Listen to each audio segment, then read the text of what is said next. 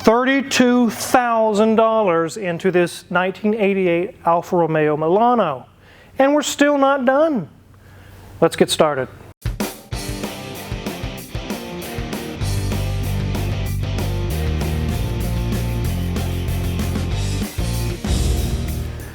Yes, we're talking to you, Bill, which you guys know also has the Lotus Esprit Turbo, S4S, and many other really cool cars, a Triumph TR8, a gold one.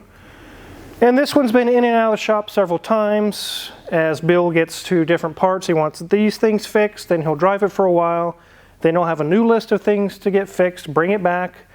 We're finally down to the last 4 items, and it's been a long journey. We're going to go over some of the things he spent money on to get it to where it's at. And if you watched the previous video about this Alfa Romeo, you will know that he was scammed. It was bought as advertised being fully functional, ready to go. It doesn't need anything, just cruising this thing. And it was absolutely opposite of that. We've had to go front to back through this entire car. And I have a spreadsheet today to prove the expenses that he sent me. He said, go ahead and release this to the world, Car Wizard, I approve. I wanted people to show what you can get into with project cars. The scary part is there are sellers out there who count backing it out of the garage into the driveway and driving it back in as running and driving. But as soon as you get in it and try to drive to LA or something, you will be broke down. It won't make it. We've experienced it ourselves, Miss Wizard. Remember that? The 55 Buick? Oh, yeah. That was great. I loved being stranded in Nebraska. Yeah. The guy told us several times, perfect, ready to go. You'll make it home, no problem. We didn't even make it 30 minutes outside of Lincoln, I think it was. Overheated on the side of the road. Imagine that. Perfect. Ready to run and drive. Nothing but lies. Crazy D in the office actually fields several phone calls a week where somebody says, hey, Dad's old Mercedes hasn't ran in 20 years. It's been sitting in the garage. I'd like to get it up to you guys. It should just need 2 or 3 items. They rarely ever need just 2 or 3 items. And whatever price you have in your head of getting Dad's old car back on the road, you can 10 times that. Because once you get it apart and you start seeing stuff, say, well, it's been sitting so long, this ain't working, that's broken, this isn't working, this is leaking. And the 2,000 or 3,000 you thought it would be turns into 15,000. And I've actually been through this with a few customers. We used to do those types of jobs for people. We don't anymore. But the same statement they always made whenever the job was done, I'm happy with the work, I'm glad it's back on the road, but had I known how far it would have to go to get it to where I wanted it, I would have never even called you. So make sure you keep that in mind when you want to get that old sentimental car back on the road. As we're going to see here, I'm going to go ahead and get the list out. So here's the list that Bill actually compiled. It's a spreadsheet of all the expenses up till today. Keep in mind, we're still not done. We have one more trip here we're going to do. But I'm going to go through the list for you. The purchase price was $12,750, which is what he paid for the car. He's got sales tax, a little over $1,000, plates, $50. That's really not repairs. That's just getting it legal on the road, which, again, if you're bringing an old car back into commission, those are going to be expenses you will have. Exhaust, $1,200. Keep in mind, these are special parts he purchased himself. He wanted specific parts on it. He purchased them from overseas and had this install them. That's not just the cost of the exhaust. It's all the labor, everything involved. Electrical work, $1,500. We had to go through so much electrical problems on this car. It was just insane. A window motor, $100. Windshield wipers, $50 almost. There's expenses with electrical and fuel systems that were $1,600. Floor mat, fuel pump, fuel filter, $300. Wheels, which is the current wheels it has on it, he paid almost $1,600 for those. Power antenna motor, $70. Air condition wasn't working. We had to go through the entire system front to back because it had been seized up and sent shrapnel all through the whole system. Alfa Romeo parts are not going to be found at your local parts store, and they're not going to be $50. Most of it's $500 and $1,000 per piece.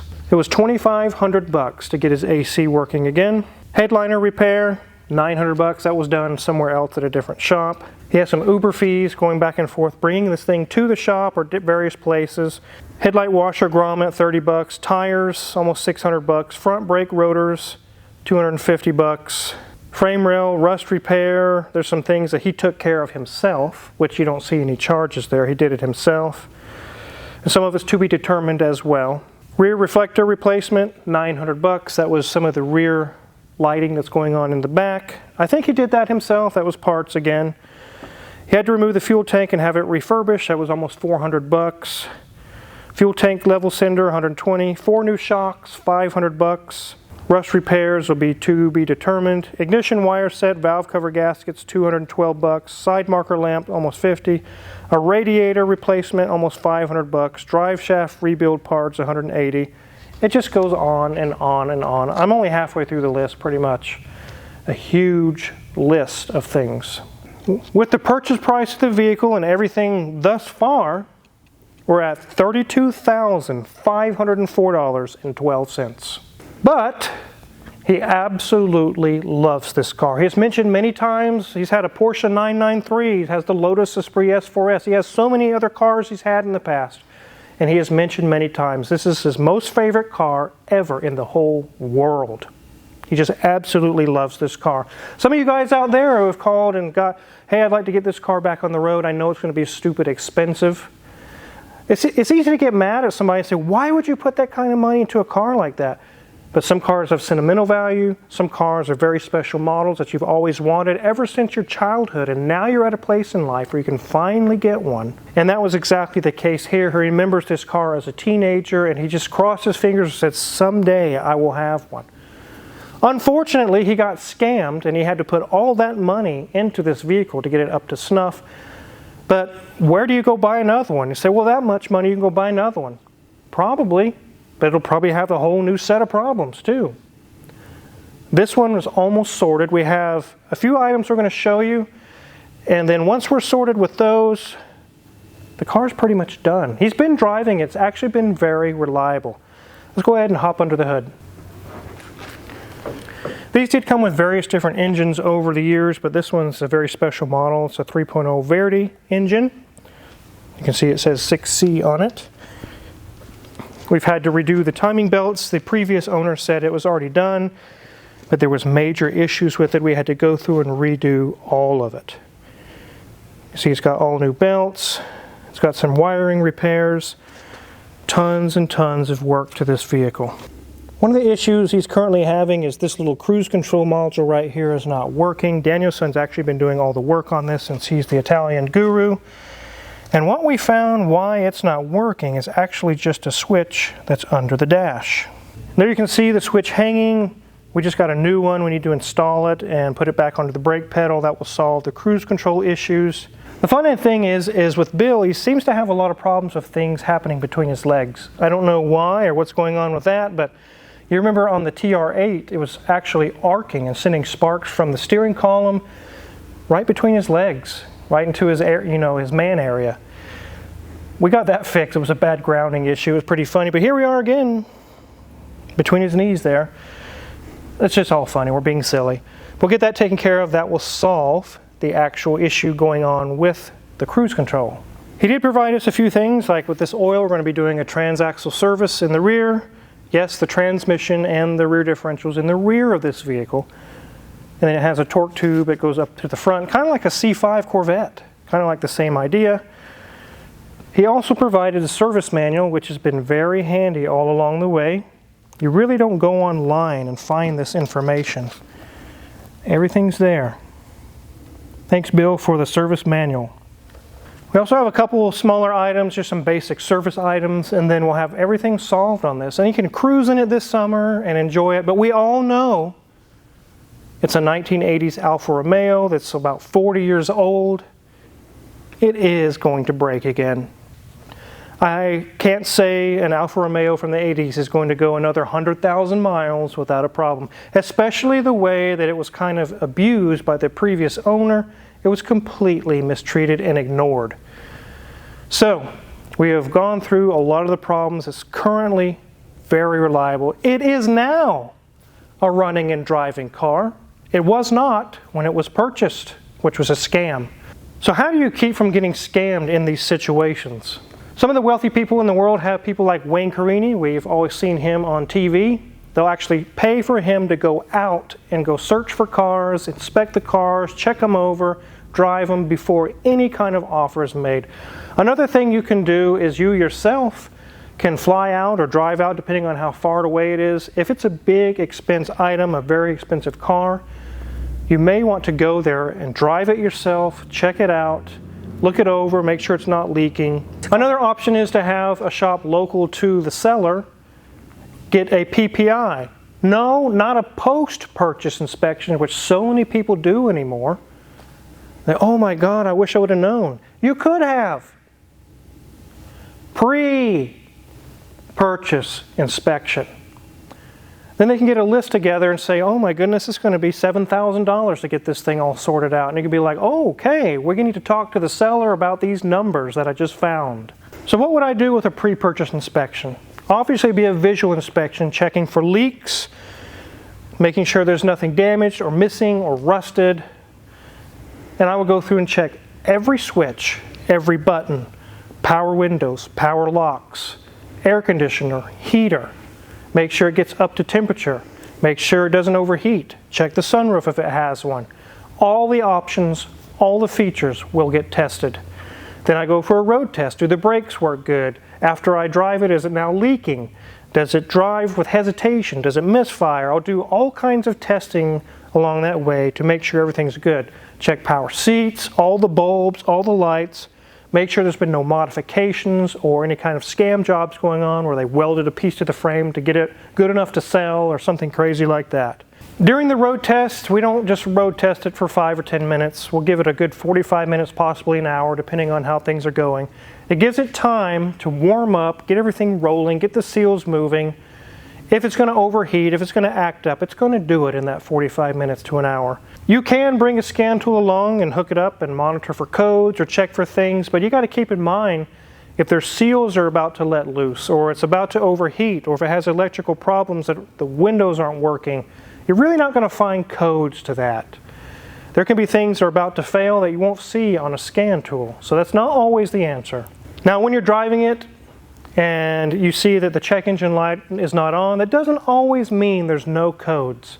Someone could have actually removed the bulb.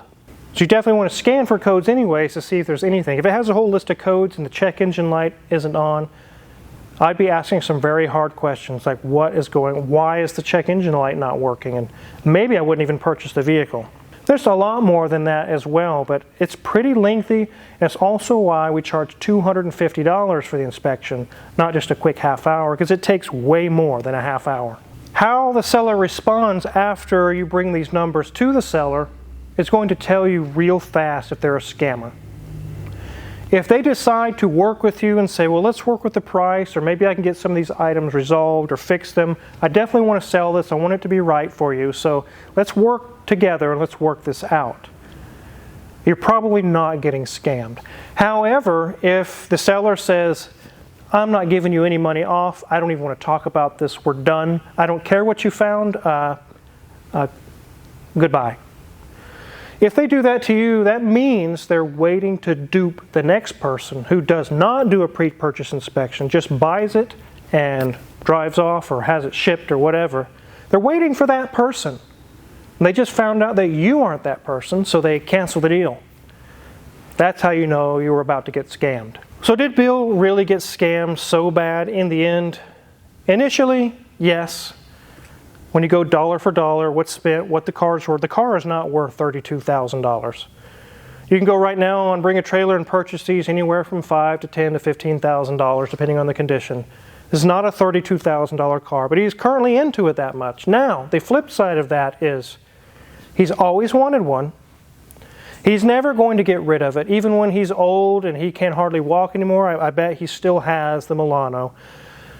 He's finally got the car he's always wanted. He's actually finally got it all into the condition he wanted. He can enjoy it. He can drive it. If he gets 10 to 15 years or 20 years of smiles for miles, I guess as they call it, and there's driving it, it may actually very well be worth it. The nice thing is that it runs, it was definitely restorable. It wasn't like the engine was locked up or the transmission's locked up or some major issue was wrong. Unfortunately, it just took lots and lots of labor to go through each of the systems, and like I mentioned, the parts themselves were really, really expensive. Bill's been coming to us for quite a while. He's one of my favorite customers. We have a very good relationship. He trusts us, we trust him. I can know that I can do a $5,000 job. I have no question that the bill is going to be paid or not, and there will be no arguing and no fighting about it. I really enjoy that about Bill.